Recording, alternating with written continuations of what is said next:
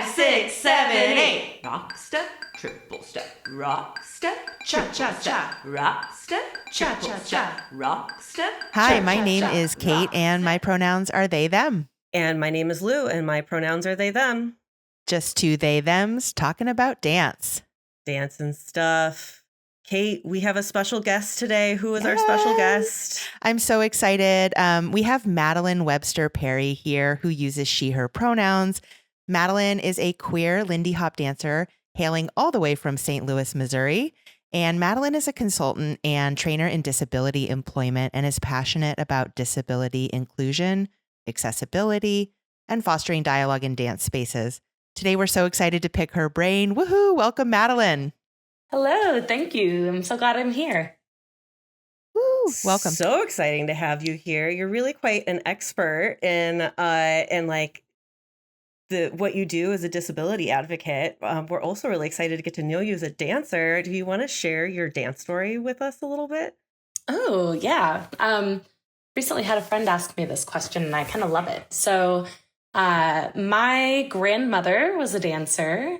She taught dance, had a studio, coached a college dance team, and taught dance at a university for her whole career. And so it was sort of, everyone just sort of knew that I would be doing dance. So I took dance as a kid, and I was on a dance team.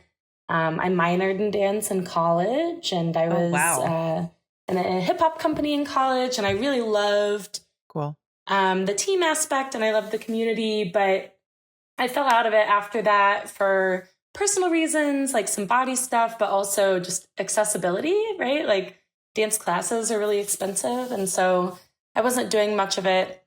But my wife and I, after she proposed, we were talking about the wedding, and we said, well, we both grew up dancing, and I was like, we are not going to be a stand and sway couple. we are going to learn a partner dance. And so she found us Lindy Hop classes, and the rest is history. I've been doing Lindy Hop now for 3 years, and I also, dabble in some other styles, but Lindy Hop, I would say, is my primary style, and I love it.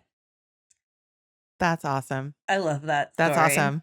As a person who has done wedding dances for people, I'm like, yeah. How often do your wedding dance students continue to become salsa dancers, Kate?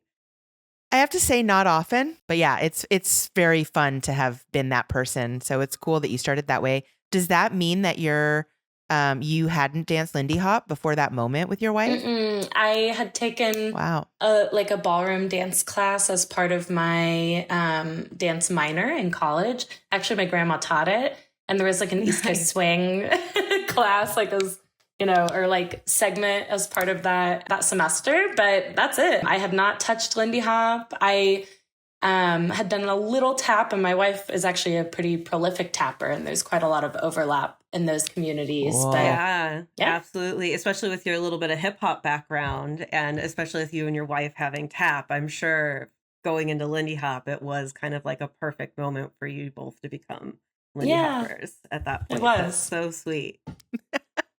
The stage was set. It's a style that suited both of us. Our first big out-of-town event, for those familiar, was Lindy Focus, which is a very large... Yeah, that's a huge event. Yeah, I think it was like almost 1,300 people this year or something. Wow. And that was our very first ever event. That's really jiving into the deep end, suddenly going to Lindy Focus. Yeah. We were very into it. We just jumped in early. That's so cool. The Lindy Focus is is that like a weekend thing or like a big congress, or what is that? It's a full week long. So it's the week between Christmas and New Year's. It starts on December 26th and goes through January 1st. You can take classes and attend workshops and panel discussions, basically all day, every day. And then in the evenings, there's some of the best live music of this style of jazz in the world. Really, they fly people from all over, and you dance to live music from the start of the dance all the way through late night. And Then at late night, they do like a breakfast club for the people who survive the longest. I've never made it to Amazing. breakfast club, but there are people who do. Oh man, how many times have you been to Lindy Focus by now? 3. So I've been every year that I've been dancing. Every year since, yeah. And since we started in January, it kind of bookends our anniversaries. Oh yeah. So it's just like, oh, it's another Lindy Focus. We've been dancing for 4 years. Yeah. Yeah. Yeah. And I, the last couple of years, have talked about disability at Lindy Focus.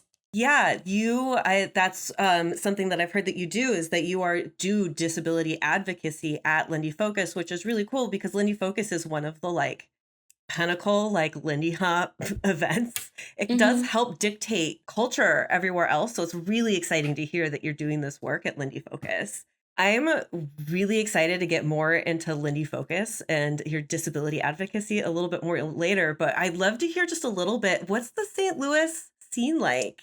And what's it like being like a queer dancer in the St. Louis scene too? Yeah, so I feel really lucky in a lot of ways in St. Louis because there's so much going on. And I really early fell in love with the music that Lindy Hop has danced to. I love swing jazz, love 1940s music.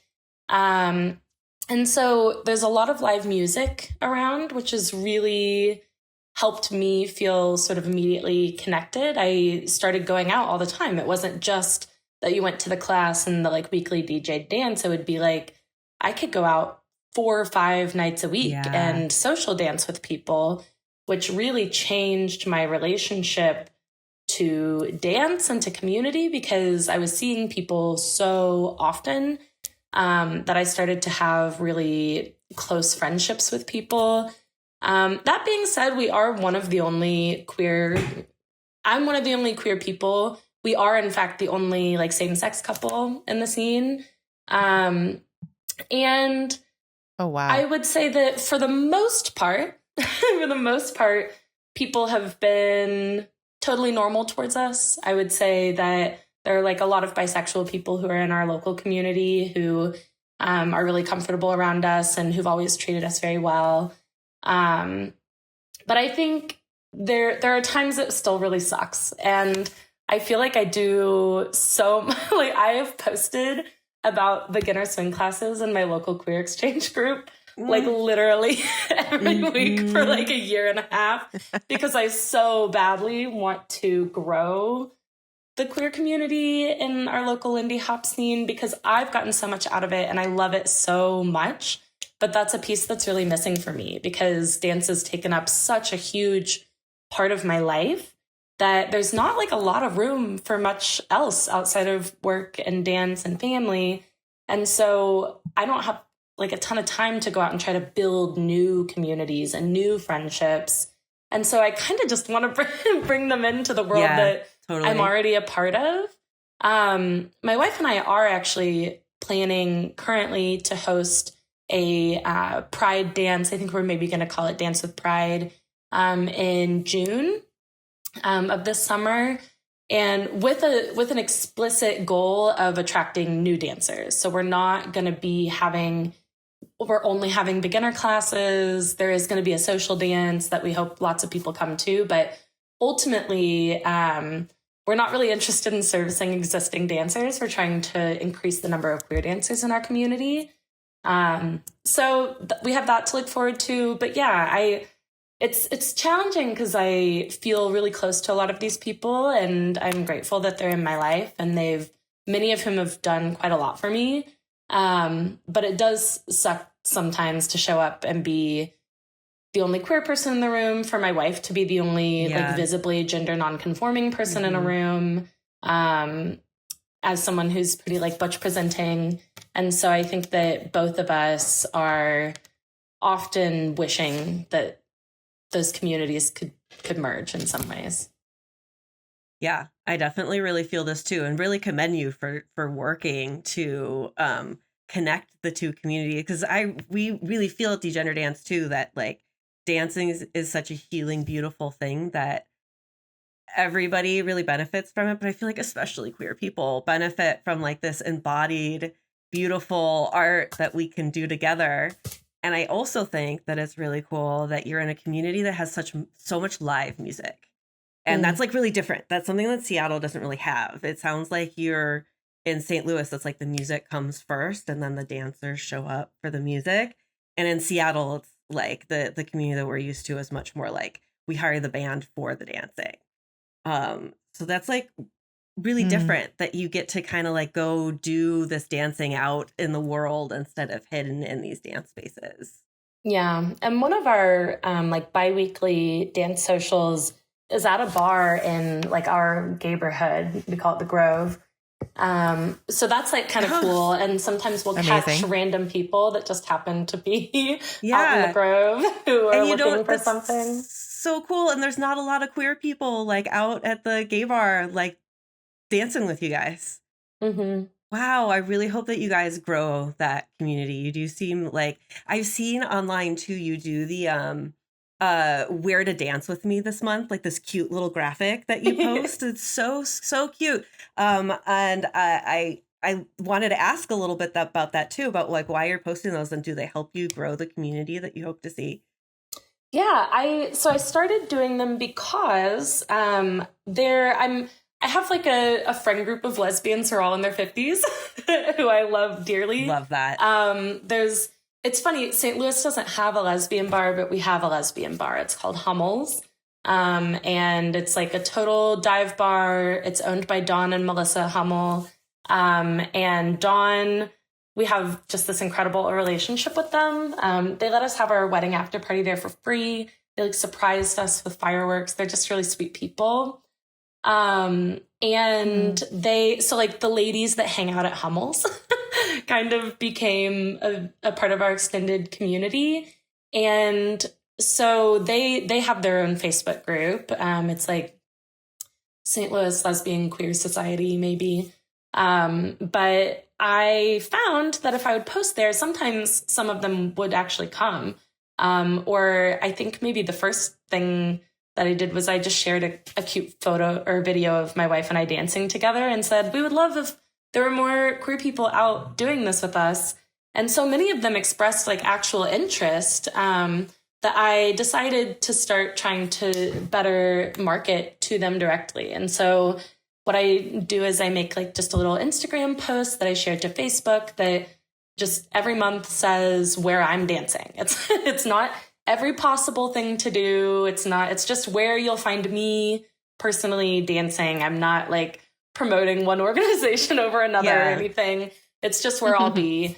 And so I try to share that every month. And then I post it to my own page so then I can go share it in Queer Exchange in that particular group. There's another one called Les Get Out STL. Nice. You know, I'm finding like these like places where I'll capture people that I want to see as part of my dance community too. And then sometimes I'll also share those. It's really nice. Like if somebody ever expresses interest to me, I have this handy little graphic to just send over and say, oh, well, this week, here's some stuff coming up that you might be interested in. And I also send it to some friends of mine with disabilities sometimes or their parents so that I can help communicate, hey, these are the things going on. Typically, I'll also sort of add some caveats about like which venues I know to be accessible or not, or what to expect when they walk in, that kind of thing. I'll talk more about this later. I kind of think that part of the answer is just showing up whether or not people are prepared for you. You're like, hi, hello, make Totally. some space for me. Like, Make some I'm space here. for How do I get me. up those stairs? Because we keep pushing solutions out because we're overwhelmed by them. And I'm like, if you just show up, they'll have to figure it out, and I'll be there and I'll help. But I think that might be better than reaching out and asking. Yeah. I love how you're just like making space in your community and just advertising like, hey, I'm made some space for myself here in this. And if you want to come join me in that space, like, here's where I'll be. I love that. I think that that's such a beautiful way to be growing the community that you want to see where you are. And I love that it's a bunch of like Gen X boomer lesbians that are It's coming incredible. and dancing. I did actually. I was at a social dance recently and I was bent over trying to buckle my shoe and it wasn't cooperating. So I'm bent over and this person's talking to me and she goes, "Are you Madeline?" And I said, "Oh yeah, yes, I'm Madeline. Sorry, I'm working on my shoe." And she said, "You don't know me, but I'm here because of you." Because someone had shared that post in a mom group. Oh, cute. So it's even being shared beyond you and stuff like that. I'm not in a mom group. I'm not a mom. But somebody shared that to other moms and wanted maybe to bring, and then she actually had been a salsa dancer and was looking for a place to do some more consistent social dancing. And so she showed up and is doing the very cool thing of just not taking any classes and just learning literally socially, which I think is so cool to do when you have like some idea of connection in a partner dance and you can translate it. I think that's kind of fun. Totally. And if there's a lot of opportunities to go dance, it's like, yeah, go learn it. Like you don't need classes. I really respect people that hit the dance floor that way. Yeah. I also just want to say, like, it's so important that people get to see that there is something in dance for them because I teach at Queer Chata, which is like a queer Latin dance company. I feel like so many of our clients are just people that are hungry to be social, that don't feel like they're welcome in spaces and don't know that spaces actually are for them. And I think that a lot of social dance spaces are so cis heteronormative that they think they might be welcoming, but they're actually not that welcoming. And so it's just starting to like get that foot in the door of showing people that, yeah, this is where I'll be. I'm queer. It's huge. That's such a good point. And something that I've told organizers, and they've gotten a lot better at locally since I've had some of these conversations, is when Rochelle, my wife, and I decided to show up to a class, we knew that there was a risk. We walked in knowing that it might be weird, that someone might be homophobic, that people might be specifically weird towards Rochelle because she's so gender nonconforming, that we sort of knew we were going in and taking a risk. And we actually decided our first class that we weren't going to rotate partners, which is typically how you learn in a Lindy Hop class. We decided to separate ourselves, and the instructors allowed that.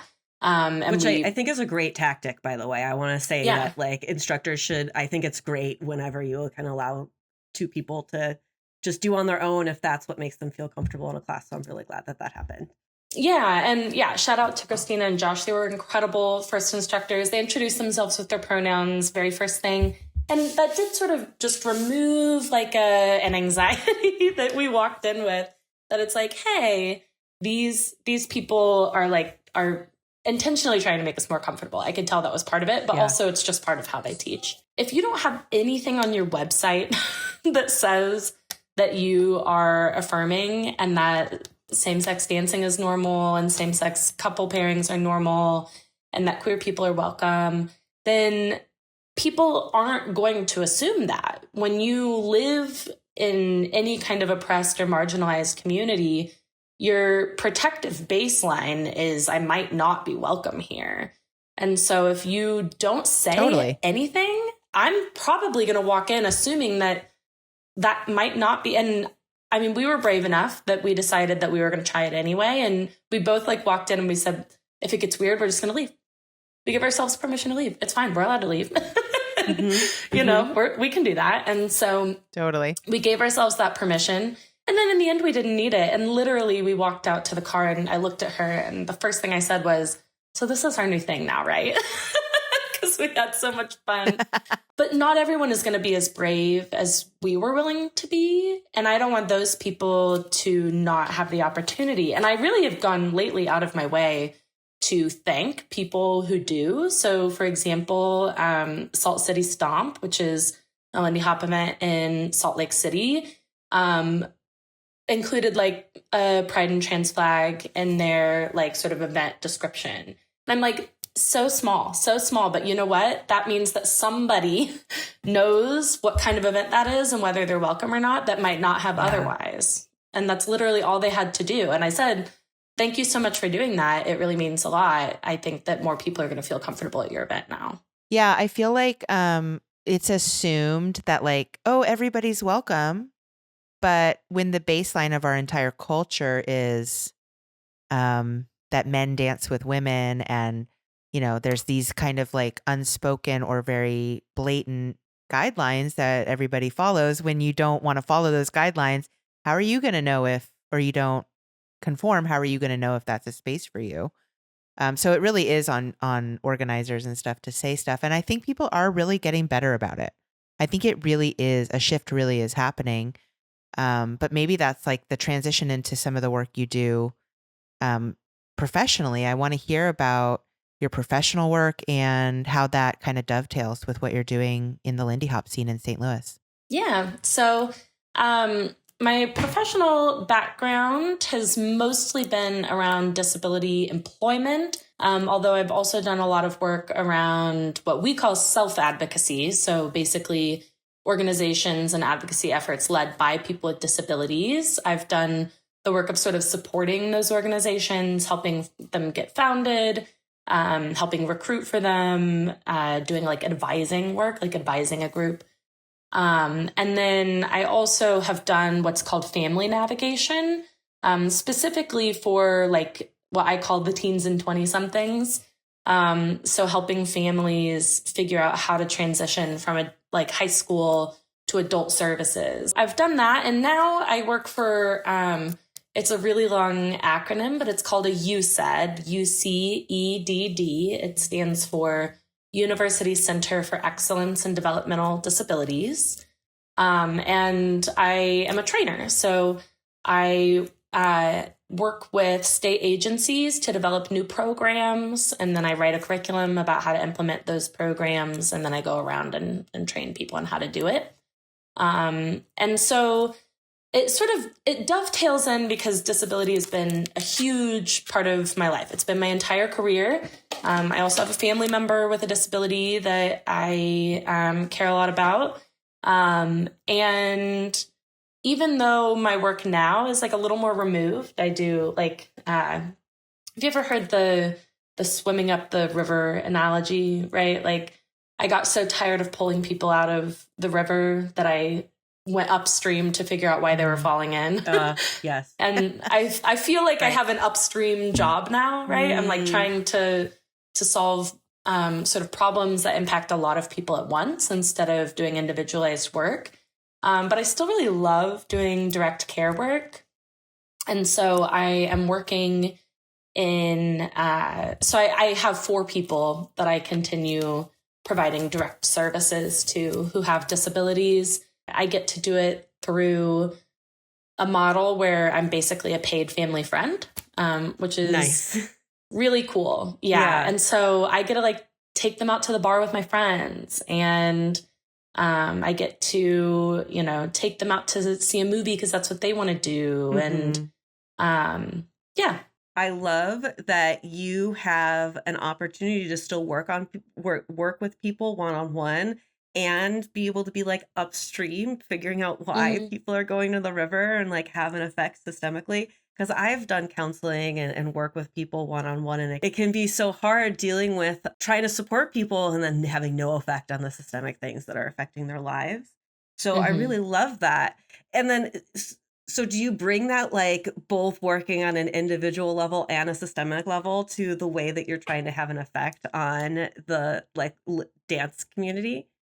Yeah, very much so. So I have kind of, I would say 3 roles that I've filled trying to do disability inclusion work in dance spaces.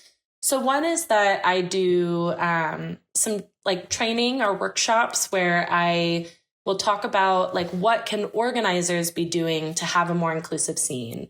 So for example, one of the things I really advocate for is if you're getting ready to host an event and you're doing all this marketing, you're making Instagram posts, 3 times a week, one of them could be a tour of your venue where you are getting people excited about the venue, but you also are including in the text some information about what you're seeing and the accessibility of that space. So I might do a cute little tour of a venue and say, you'll notice over here there are some elevators, or there's a staircase here, and unfortunately there are not elevators in this building. just being honest about what the venue has to offer helps people make an informed choice, which I think is just being fair to people, and also lets people know, even if they're not like a wheelchair user, for example, they have bad knees. A dance weekend is already a lot. Maybe knowing that it's on a second floor means that they just aren't going to attend that late night, but they can at least have made that an informed choice. Another thing that I might bring up in a presentation is that you can actually, an activity that I really like doing when I have a group, and I've done it twice and it was a lot of fun both times, is I do some like case studies where I give people scenarios and then I have them try to come up with a solution. So for example, one scenario is that you are teaching a class and somebody who is deaf shows up to your class, and you didn't know that they were coming. And so how can you work with them? What kinds of questions can you ask to make sure that they can successfully participate?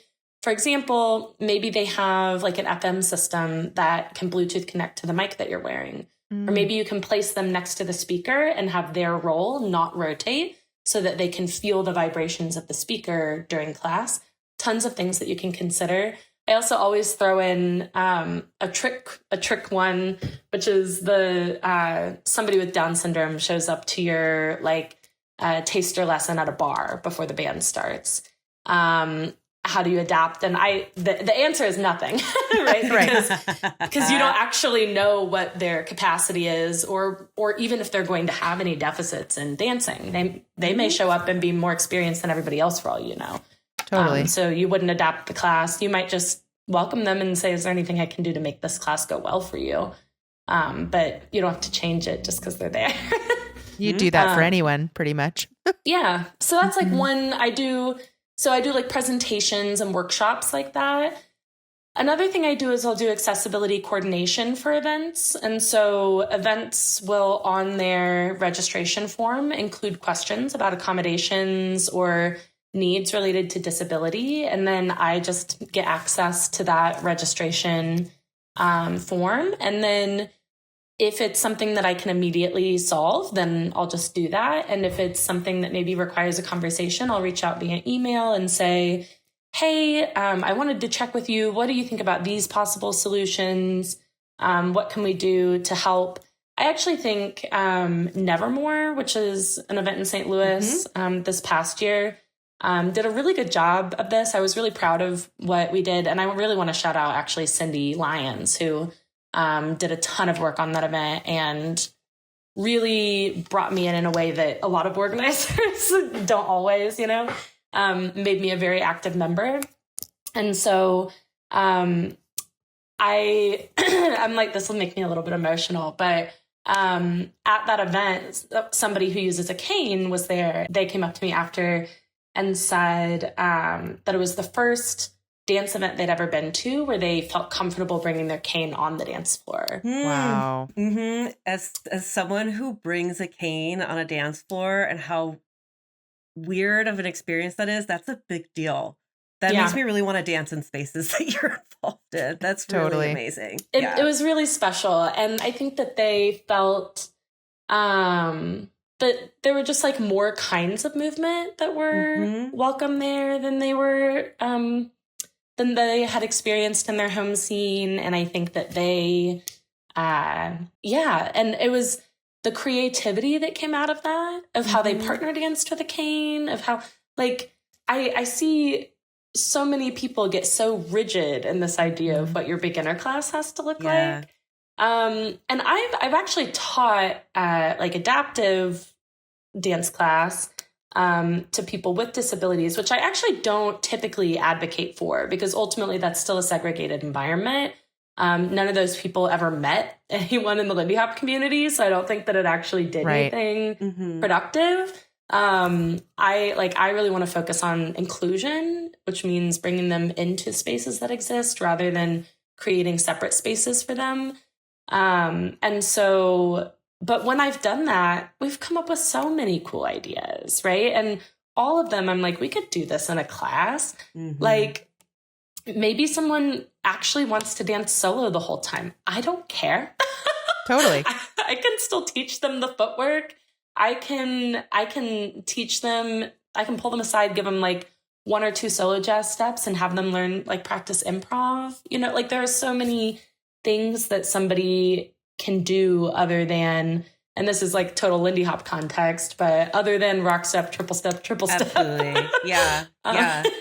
And it's amazing how like Lindy Hop's actually like this really beautiful dance where it's really as long as you can do this, like as long as you have like a little bit of a bounce, like you are doing the dance. It doesn't matter if your feet are, you know, triple stepping perfectly grounded and all of that stuff. There's like so many beautiful ways to accommodate this dance. And I'm sure with like all partner dances, there's way to accommodate it. We just need the examples and the people making space for it.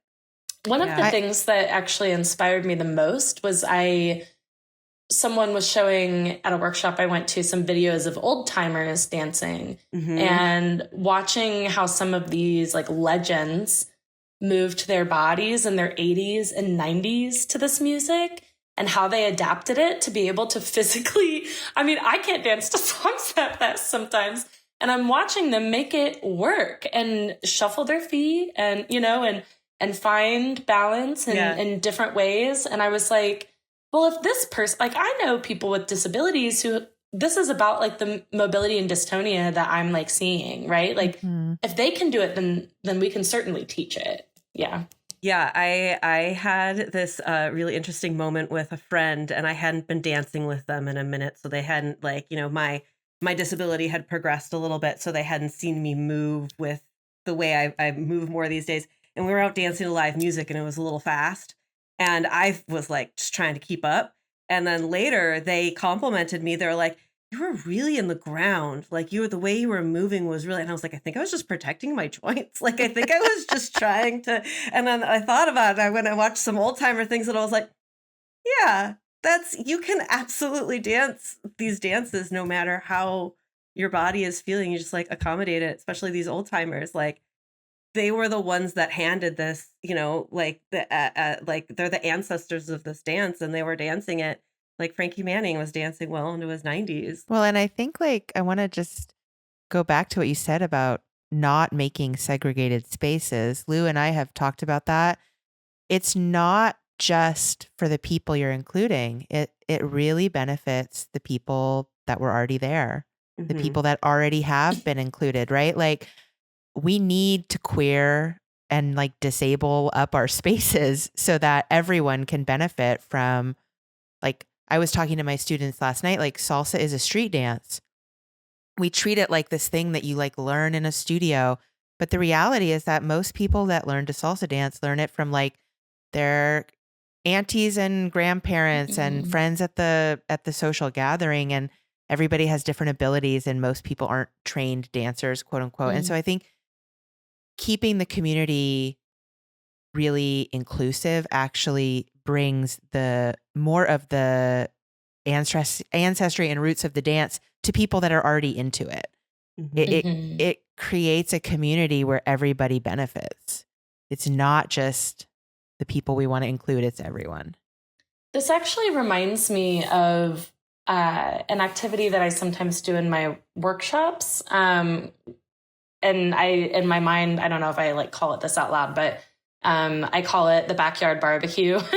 And the idea, and it actually, I think, I want to say it was D. Daniels Locke, maybe, who said this on a panel that I heard, but it might have been someone else who is telling the story about learning this dancing from family. And literally at like a barbecue. And I had this like really beautiful image in my mind of like who comes to your barbecue. And so I start the workshop by asking people, if you're having a backyard barbecue, who would you invite? And like not for dancers, just who would be at your backyard barbecue. And it includes grandparents with limited mobility. It includes children. It includes family members with disabilities. It includes, you know, cousins and aunties, right? And there's this whole list, and that's my social dance, you know, is like how can I make it reflective of the community that we're actually living in? And I mean, people with disabilities are the largest minority group. And so if they're not present, and I want to clarify that they are, right? And this is something I actually say to people a lot, is the first thing you can do is start talking to your dancers with disabilities who are already there and asking, what can we be doing to make this space better for you? Because we're here, right? Like, there are people with disabilities who are in these communities. I would argue that Lindy Hop trends extremely neurodivergent. Oh yeah. Like, what can we be doing, right? And these communities have already been adapting, right? Some of the ways that we teach are because I think we are adapting to a really neurodivergent audience. I think, and especially things like in Lindy Hop communities, I think, at least the ones I've been a part of, we're really good about explicitly talking about consent, being very clear in our language about what is and is not expected behavior at a social dance. Those are things that maybe I would have been able to figure out just by going to a social dance, but not everyone could. And so I think it's actually really valuable that we are defaulting to the possibility that someone might not pick up on social cues there and might need some explicit instruction about how to behave in a social dance environment where the stakes are kind of high. You're touching other people's bodies. Doing that wrong can really get you in a lot of hot water. And so I think we are actually already doing some adapting and accommodating. We can just stretch that idea a little more for more kinds of disability, for, and to your point, Kate, I think it really says something also that, like, if we were to become more accommodating to more kinds of people, and we're thinking about the aunties and the grandparents, and we make our spaces more accessible, then we're also saying, hey, someday when you get older, you'll still have a home here. Right. Hey, someday when you have kids and your work schedule means that, and your kid schedule means that you can't be out until 2 a.m. for dance events, then there's still going to be space for you here. And that also accommodates people with disabilities who can't drive and require public transit, and public transit stops running after midnight or sometimes 10 p.m. in a lot of cities. And so these are the kind of things, when you start thinking about more people's needs, you're protecting the scene that you have also, because at any point, any of us could become disabled. Yeah. Our lives can change drastically overnight. Yeah, 100%. And I think what you're saying is all about this idea that the entire world can dance and maybe should dance because it's so liberating and exciting and fun. And there's all kinds of dance, and finding ways to make it accessible for people means that it isn't just this narrow group of people that get to have access to it. So, and that just takes people like you working and passing the baton so it continues. You said something else that stood out to me, that we are also making things more accessible for the people that we have. And I think sometimes about how many people have thanked me for an accommodation that we put in place that they never asked for. That there are people out there who are like, this made my experience better. And they didn't even know to ask for it. They didn't think to ask for it. It's not something they knew they could ask for, or that even maybe that it would make things better for them. It's hard to put all of the responsibility on the disabled person for all the advocacy that they need. If you want to have a more diverse group of people dancing with you, you have to start accommodating more things, and then people will just show up because it's just easy for them to be there, as opposed to having barriers to show up. I think another beautiful thing that I've seen impacting non-disabled dancers when I bring disabled dancers into a space is that I think that the pressure to do really well and for every dance to feel like performance and to, I think that it alleviates some of that. And I've brought my friend Madeline, who has developmental disabilities, out to dance with me. And the entire vibe is different with her there. Everyone's asking her to dance all night also. She says no, almost everybody. Yeah. She only dances with like 2 people. My hero. Right. She's like, no. and she'll find her, and she loves live music. So she'll find her way up by the band. She uses a walker, and she'll just have her hands on her walker and be kind of bouncing to the music, really vibing. The band loves her. Like I said, she's very popular. Everyone's trying to dance with her. And the culture changes in the room just by her being there. The pressure goes down.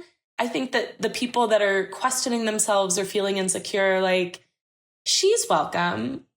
There's space for me too. There's space for me too. If they care about including her, then it doesn't matter if I'm not that good or if I'm not the best in the room anymore. That's pressure that you put on yourself, you know, when you're in a space that has sort of an energy that can feel really competitive. And I think St. Louis has a little bit of that. I actually don't feel that in like our weekly social dance. You know, I think we're really good actually at welcoming newcomers in our weekly social dance. When I go, I see every advanced dancer work in the room all night. Like that's very much the culture that we have. I think that even, for example, my wife doesn't love dancing with beginner dancers because she has some shoulder pain. And so people who are new to closed connection can aggravate that. But she still walks around the room and introduces herself and tells them when the next social dances are.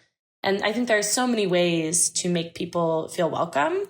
And I actually think we're pretty good at that as a community. But I think sometimes all of us are a little guilty of getting in our heads and thinking, I'm not good enough to be here, or I'm not a good enough dancer, or you get frustrated with your progress. And I think that the presence of somebody with a disability, somebody for whom getting good was never the point, right, reminds you that it doesn't always have to be the point for you either. Totally. It's the de-emphasizing of perfection and re-emphasizing community, inclusivity, and enjoyment of like the music. What do you think about bringing this into the wider Lindy Hop world and like Lindy Focus, which is like, I mean, I as a West Coast dancer, I have not been to Lindy Focus, which is famously hard to get to from what I have heard. But it has competitions. Like it's this like shiny Lindy Hop event where there's going to be people like dressed in vintage, and that there's the really fancy dancers that are there that everybody wants to dance with and stuff like that. Are you able to bring this inclusive culture to a place that's like Lindy Focus as well? Yeah, I think that, I've been transparent with a lot of people about this. I've been to Lindy Focus 3 times.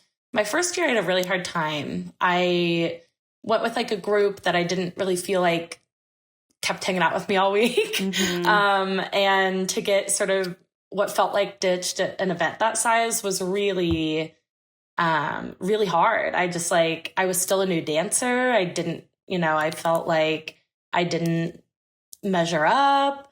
And I was actually dealing with some body stuff. I have, I'm only now starting to figure out, basically I have like some extreme pronation in my feet that causes really debilitating cramping in my calves and my shins from overuse. Yeah, those triple steps are gonna get you too. Yeah. Especially with rough. A week-long event, right? Yeah. So by day like 4, I was just like completely out of commission. I took a tap class mistakenly, and that just like ruined me. And so I was not able to dance much. So I wasn't seeking out dancers. The music's really fast. Like I just didn't.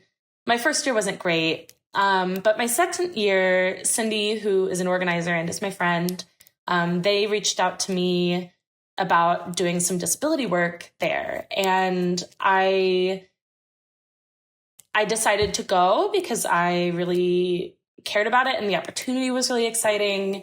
And I think by having a role, I was able to feel a lot more of a sense of self there. Yeah. And I didn't just feel sort of lost in the winds. I also I went with my friend, right? We roomed together. We like went to the dance every night together. People knew me and recognized me from my workshops and things like that. And so I felt a little more connected. Plus, I'd been going to events in the last year and traveling a little bit more. So I knew a lot of the Midwestern dancers, and Midwesterners, like, we all feel just like a big family of cousins in the Midwest dance scenes, I think. Like, I was just at Dayton Swing Smackdown in Ohio last weekend. Amazing name. Isn't it? And I performed on 2 teams. Wow. One of them is my like all women and non-binary femmes team, which that dance space for me is over 50% queer. So that is nice for me. But they make like a poster of your team with your team's photo on it. And we forgot to pick up the poster, and a dancer in Chicago picked it up for us and said that he'd pass it off. You know, those kind of things that once I started knowing more Midwestern dancers, when I'd go to these really big events, I didn't just feel quite so lost in the sea. But I did feel like people cared about the topic. And one of the things that I really love about Lindy Focus is there's all of this opportunity for kind of hallway conversations. There's a lot of people like hanging out in the lobby, reading books. There's like a jam band in the lobby, literally at any given time, that like people of all level musicians are hopping in and out of. And I had some really cool chats with people who sort of knew, again, like what my role was. And they would come up and they'd say, I'm having this thing in my scene with this person who's got this going on. Do you have any ideas about how I could help them? And that kind of thing really started to give the whole event a different feel for me. And I was a lot more comfortable asking people to dance. And frankly, I got a lot more comfortable solo dancing. And solo dancing opened a lot of doors for me, because if a song was really, really fast and I didn't feel like I could Lindy hop to it, I can probably still solo to it, because I can adapt it and dance it however I want. I can make it mine. I definitely do that, especially with pain and stuff like that. Like, I still can be in the room feeling the energy and listening to the band and stuff. But like, I don't need to make my body work with another person. And it's so joyful to be able to have solo dance, to be able to do that. So I love that you're having that experience too. One of the like smallest things that I did for Lindy Focus that I've gotten the most positive feedback about is that I set up, so like, here's our stage right in the middle of the room. And then stage right, there's sort of probably like the modern cat's corner of like all the professional dancers and all the people who want to dance with the professional dancers, right? And then stage left, under the sort of projector screen that has little reminders and stuff like that, I set up chairs. And I asked for chairs to be there. And 2 things happened. One of the trombonists, who's a Black woman who I have talked to 100 times and we've never introduced ourselves. But she would sit down like on the band break. There was a place for her to sit where she could still sit and watch like the piano player for the piano happy hour and things like that. And I loved that. I also had somebody come up to me who was local to Asheville, North Carolina, where the event takes place. And she said, my grandparents are here to see me perform. Do you think I could set up chairs for them? And so we were able to pull up some chairs so that they could sit and watch her performance. And so many people came up and said, I love having chairs over there. It's on carpet. No one's dancing there. Right? And it means that there's a whole nother space to sit and watch the band, closer to the band, that isn't sort of the cat's corner energy where it feels like there's a lot of like pressure to perform, and it feels like only certain people are really allowed over there. And then so I found stage left to be a really comforting space. And so setting up chairs made it feel a lot more accessible to me, I thought. That's amazing. We have that in salsa too. it's near the DJ booth where everybody just All is the really fancy it's really dancers it's really fancy. Yeah.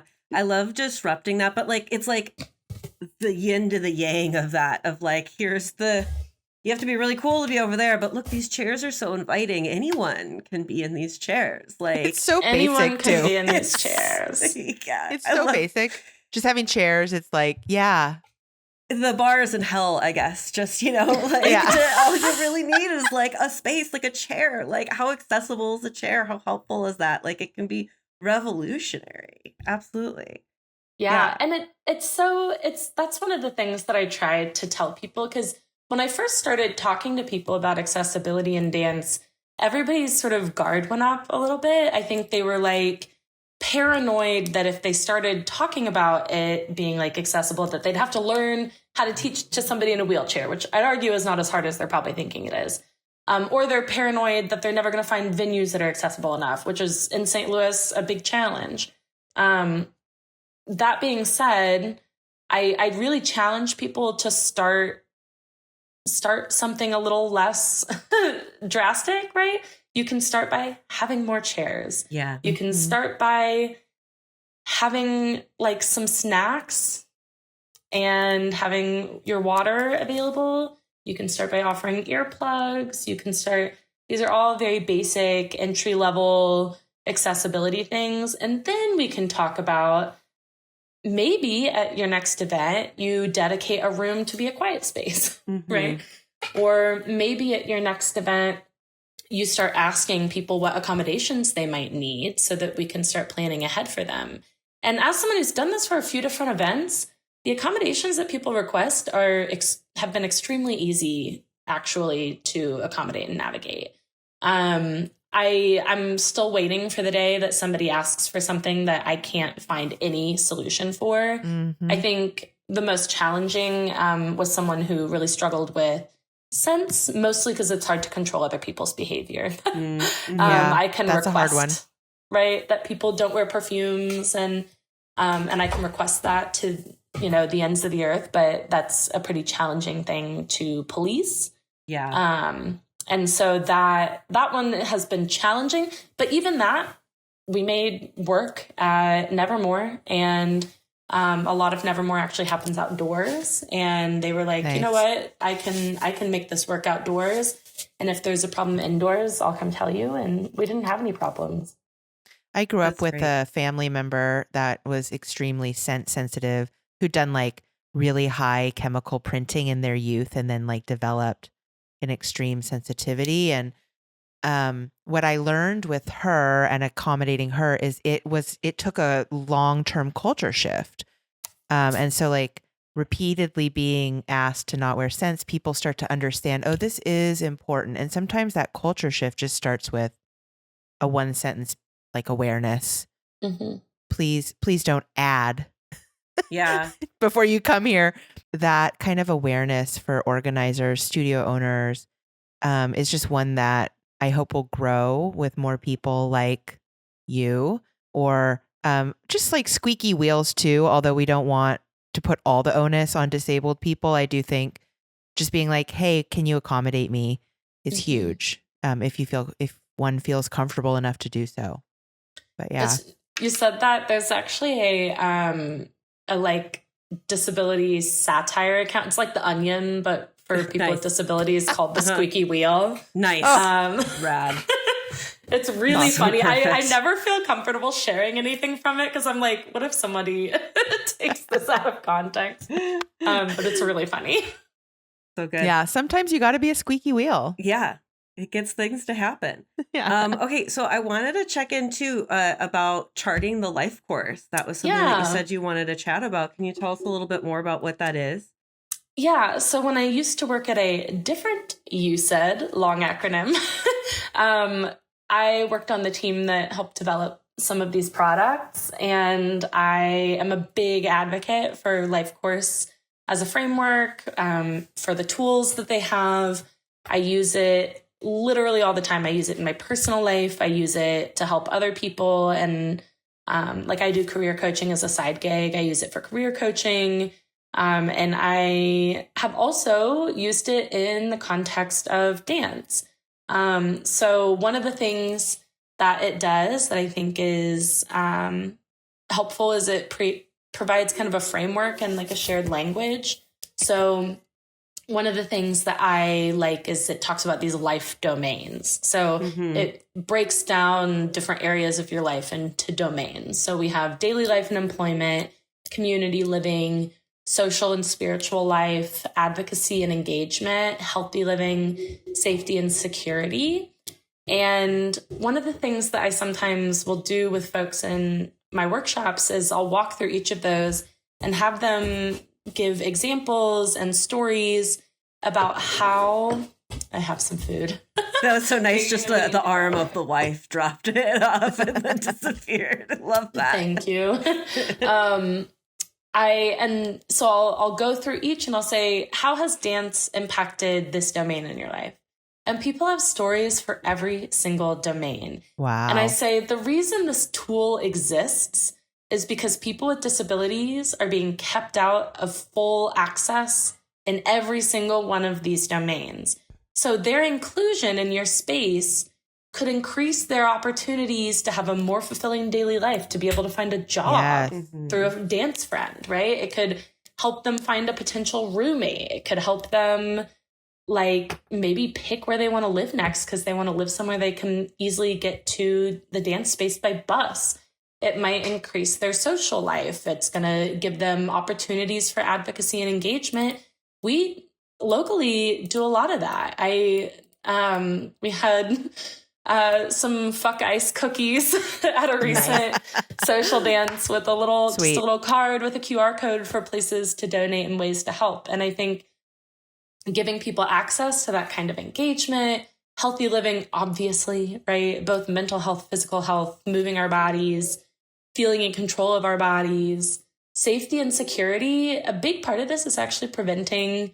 I used to be on what was called Safe Circle Coalition, which was a coalition around sexual safety and disability, and giving people the language to say no and being in a space where people are consistently respecting that. Yes. Sets that as the new norm for them. Honestly. Yeah. Especially for people for whom no is not always respected, right? Like, I don't want to eat that, too bad. I don't like adults, right, are treated this way when they have intellectual and developmental disabilities. And so for Adeline to come to a space and say no 20 times and every single time someone says, okay, and walks away without getting mad, that's huge. And so I like to have people fill out this tool with these different domains and say, how has dance impacted your life? Now think of a person you know with a disability and think, how could dance impact each of these domains for them? And then the last little piece I'll share is about the integrated support star, because supports for people with disabilities, there tends to be a major focus on what we call eligibility-based supports or like state-funded services. And we de-emphasize every other kind of support. And so we sort of break them down. There's like your personal strengths and assets. Like, what do you have? What do you bring to the table? Technology, community supports, eligibility too, and then your relationships. And so I use this for problem solving for literally everything. So if somebody comes to me with an accommodation need, I'll walk around my star and I'll say, so like, what do you have that you could bring that might help? Okay, you use a cane. We can make sure that that's welcome. Oh, technology. What kind of technology could we look into? Is there maybe a way that we can use the registration to make sure that the instructors know in advance that you have something so you don't have to disclose it in person? Community-based supports. What kinds of things can we be doing as a community, such as setting up chairs to help you feel more comfortable? Eligibility specific. What kinds of things can we set up specifically for you for your disability to make you more comfortable? And then relationships. Are there people around that we can tap to help support you so that you're not on your own? And walking through that circle can sometimes be just a nice holistic way to approach support creatively. So those are the two that I wanted to bring up. There's also a third one that I'll tell you about another day. Okay. But Well, I realize we're near the end. no, it's real. What a cool, exciting framework, and what a beautiful thing that you can be sharing with the dance world. Because I think that you really nailed it too, that like dance is something that can touch every aspect of our lives. And there's so many gifts that the dance world has to share with the rest of the world for people that are involved with it. And I love that what you're doing is having that sharing between the dance world and the gift that the dance world has to share is just so cool. Even just hearing a tiny bit from you, I feel like I can see how it applies to transitions, to problem solving, trying to figure out what's next in one's life in any area. And that's just very exciting to have that kind of framework. So just so appreciative to get to know you. I love Lou and I, we find people, sometimes we don't know them at all or know them a little bit via the internet. And it's just such a pleasure to meet someone doing cool stuff. So thank you. Well, find me on the internet on Instagram. I'm STLFemme, FEMME. And on Facebook, I'm Madeline Webster-Perry. Excellent. Yay. I hope to track you down for a dance sometime. Nevermore is high on my list of events that I want to go to for sure. Yeah, St. I Louis hope seems like so. a rad place to dance. Well, and if you ever want to solo jam together, if we're in the same room together, because I can't Lindy hop, but I would solo jam to just about I anything. can follow this much salsa. There we go. Okay, awesome. That's all we need. Yeah. All right. If you would like to leave us a review, that would really help us spread the word of Degender Dance. So be sure to do that on your favorite podcasting platform. Yes. And as usual, we accept love letters, suggestions, feedback, or if you have a guest idea, please do email us at degenderdance@gmail.com. And we mentioned last time, but we do now have YouTube. We have a YouTube account where you can see all of our podcasts, including the shining and beautiful faces of our guests. So check that out. And that's it for us today. Madeline, thank you so much for joining us. Thank you for having me. All right. Thanks, Madeline. Bye. Thanks, Bye. everybody. Thanks for tuning in. Bye. Ooh, ah, jazz hands.